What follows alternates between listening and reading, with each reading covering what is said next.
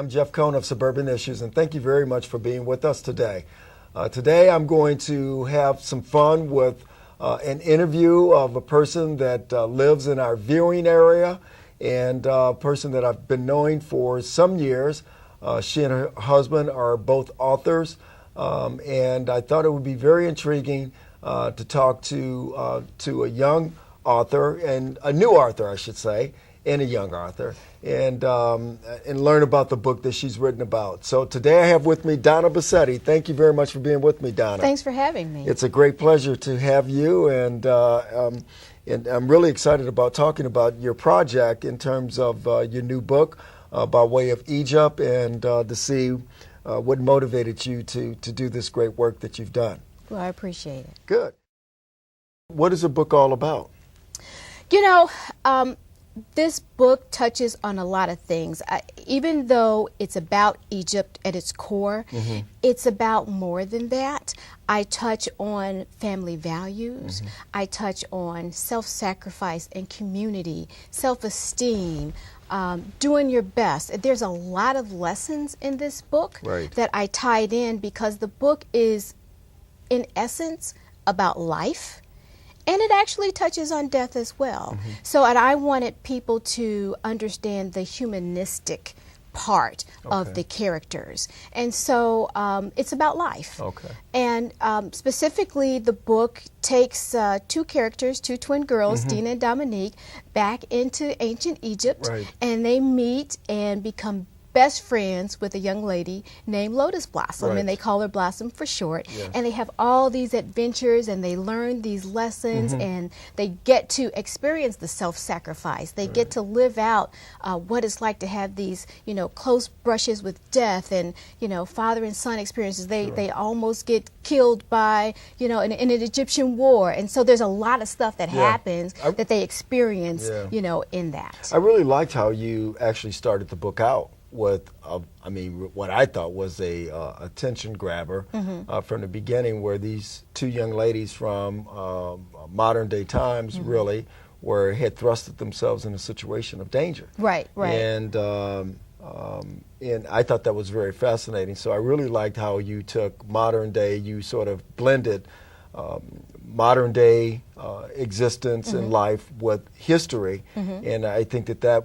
is an interesting way of getting young people's attention. So you took two young ladies that from contemporary times, and which people can relate to, versus just using Blossom, who was back in that time, which they may not be able to relate to. Well, and that's the thing. That's one of the main reasons why people don't enjoy history, because they think it's his story, right? It's not my story, it's not your story, it's his story. And what do I care about him, right? But in this book, what I wanted them to know is that it doesn't matter what time you're in. People are people. They have the same struggles, they have the same needs. Families have the same love, and they have the same care for their children.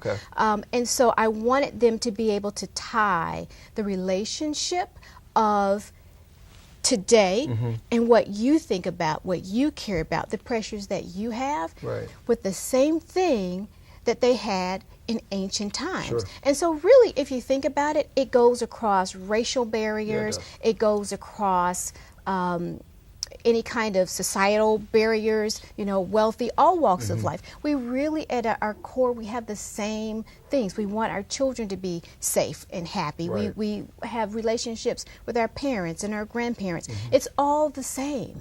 So Blossom's father really sort of illustrates that in terms of his concern and how he responded to situations that they got themselves into. So it would be the same thing, same way that I would respond if my daughter had gotten herself into a situation where I had to come and rescue her or address that situation. So I agree with you wholeheartedly.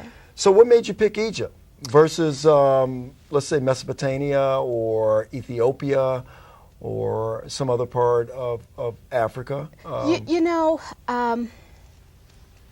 Egypt, I think everyone has some sort of fascination about Egypt. It's an easy pick. I thought it would be a good hook for me to get people reading my writing and enjoying my style of writing. And then after that, I would pick other societies that are less known and have people wanting to know about experiencing those types of societies. And so I thought Egypt was good because everyone really, they've heard of Egypt. Sure.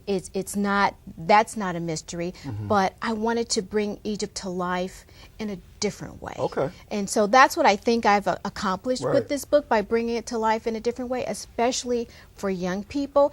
And so I've got some other ideas about some other societies that I'll be bringing to life in some future books. So you chose Egypt, and then you chose Leland, Mississippi, which was sort of an interesting combination. Yeah.